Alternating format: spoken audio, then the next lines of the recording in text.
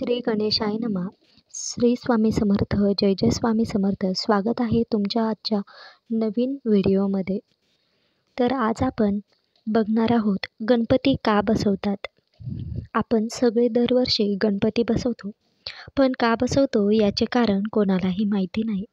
आपल्या धर्मग्रंथानुसार भगवान वेदव्यास ऋषी यांनी महाभारत हे महाकाव्य रचले, परंतु त्यांना याचे लिखाण करणे शक्य होत नव्हते, म्हणून त्यांनी श्री गणेशाची आराधना केली आणि गणपतीला महाभारत लिहिण्याची विनंती केली.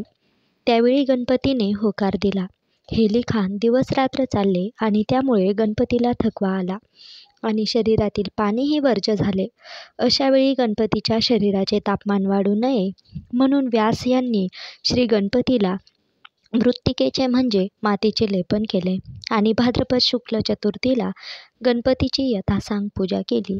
मातीचे लेपन केले म्हणून गणपती आखडून गेला, म्हणून याला पार्थिव गणेश असे नाव पडले. हे लिखाण 10 दिवस चालले. अनंत चतुर्दशीला हे लिखाण संपल्यावर व्यास यांनी गणपतीकडे पाहिले असता त्याच्या शरीराचे तापमान खूप वाढले होते.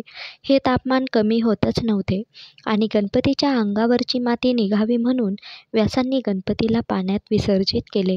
या 10 दिवसात व्यासांनी गणपतीला खाण्यास वेगवेगळे पदार्थ दिले. तेव्हापासून गणपती बसवण्याची प्रथा पडली. ती प्रथा आजही कलियुगात अव्याहत आणि अखंडितपणे चालू आहे.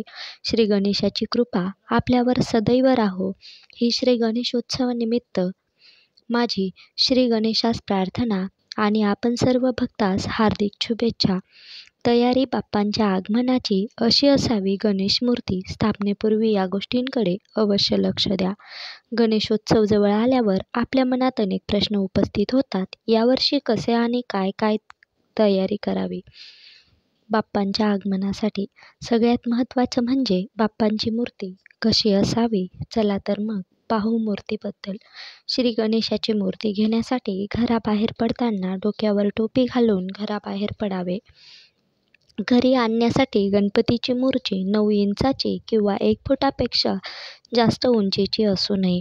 मूर्ती एका व्यक्तीला सहज उचलून नेता व आणता आली पाहिजे. सिंहासनावर किंवा लोडाला टेकून बसलेली मूर्ती सर्वोत्तम समजावी.